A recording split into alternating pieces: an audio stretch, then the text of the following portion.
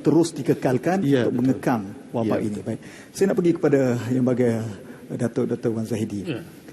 Pada 3 Disember 2020 baru-baru ini, Muzakarah telah membuat ketetapan bahawa hukum mengambil vaksin ini harus dan wajib bagi orang yang ditetapkan oleh kerajaan. Soalan saya sebagai pengerusi jawatankuasa Muzakarah MKI, apa pertimbangan para mufti dan juga para saintis di dalam muzakarah tersebut dalam mengeluarkan ijtihad hukum ini? Datuk, silakan. Assalamualaikum warahmatullahi taala wabarakatuh. Sidang penonton yang dirahmati Allah sekalian, dalam satu kaedah fiqhiyah terdapat garis panduan yang jelas bagi tanggungjawab pemerintah. Iaitulah kaedah yang berbunyi tasarruful imam ala ra'iyah manutun bil maslahah.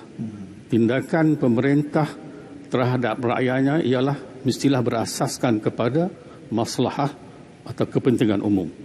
Masalah dalam konteks ini ada dua segi. Pertamanya, jalbun manfaat, membawa perkara-perkara yang memberi manfaat kepada masyarakat. Dan kedua, daf'ul mafsadah, menolak perkara-perkara yang merosakkan. Jadi dalam konteks ini kita lihat kerajaan telah mengambil berbagai tindakan sebenarnya yang kita maklumi. Dan yang terakhir ialah vaksinasi yang hangat diperkatakan hari ini. Jadi ada dua segi soalan tadi. Pertama sekali, kita harus menggunakan vaksinasi ini, harus kita ambil keputusan. Ini berasaskan kepada suatu kaedah fiqhiyah yang ijma' ulama syafi'i, iaitulah al-aslu fil asya' al-ibahah hatta yadulla dalil ala tahrim. Asal semua perkara itu harus sehinggalah wujud dalil yang menunjukkan haram. Dan kaedah ini dirumus oleh para ulama daripada dalil-dalil yang jelas pada Quran dan hadis. Jadi ini disebut dalam usul fiqh sebagai al-ibah al-asliyah. Jadi sesuatu kalau kita nak kata haram mesti proof haram dulu.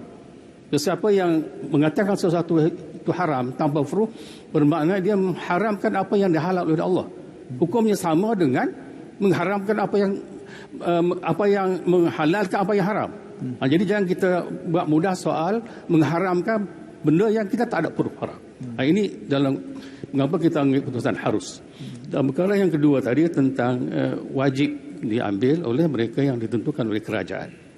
Jadi bagi kita dalam membuat keputusan itu sangat jelas, itulah firman Allah Subhanahu wa taala dalam surah An-Nisa, "Athi'ullah wa athi'ur rasul wa ulil amri minkum." Taatlah ulama kepada Allah dan taat kepada Rasul dan ulil amri, yakni golongan pemerintah. Dan ayat ini diperjelaskan lagi oleh hadis Bukhari, innama ta'ah fil ma'ruf. Hanya sahaja taat itu wajib dalam perkara yang ma'ruf. Ma'ruf perkara yang baik. Jadi dalam konteks ini kita cuba melihat huraian ulama yang sangat muktabar dalam bidang fiqh, iaitulah Al-Imam Al-Qurtubi. Apa kata Imam Al-Qurtubi dalam menghuraikan ayat Quran dan hadis ini? Qala Al-Qurtubi dalam kitabnya Al-Mufhim, yakni bil ma'ruf ma laysa bimunkar. Yang kita kena taat yang ma'ruf itu bukan mungkar. Jadi ambil vaksin ini pertama tidak mungkar. Kemudian kata beliau, wala maksiyah, bukan maksiyah. Fayadkhulu fiha at-ta'atul wajibah. Maka termasuk dalam ma'ruf itu perkara yang taat.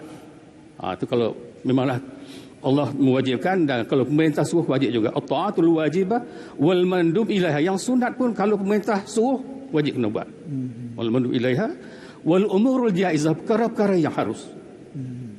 Perkara yang harus kalau diperintah oleh pemerintah adalah wajib. Berasaskan ayat dan juga hadis tadi. Falau amara bi jaizin nasara ta'atuhu fiha wajibah. Kalau pemerintah suruh kita buat benda yang harus, maka jadilah taatnya wajib. Rasakan ayat dan hadis tadi, wala ma halat mukhalafatu, dan saya tidak halal menyalahinya, yang haram. Jadi inilah asas yang kita muzakarah mengambil keputusan apa yang disebutkan tadi. Harus mengambil vaksin dan juga wajib bagi mereka yang ditentukan oleh pemerintah. Masya Allah, itu satu penjelasan yang cukup jelas. Hukum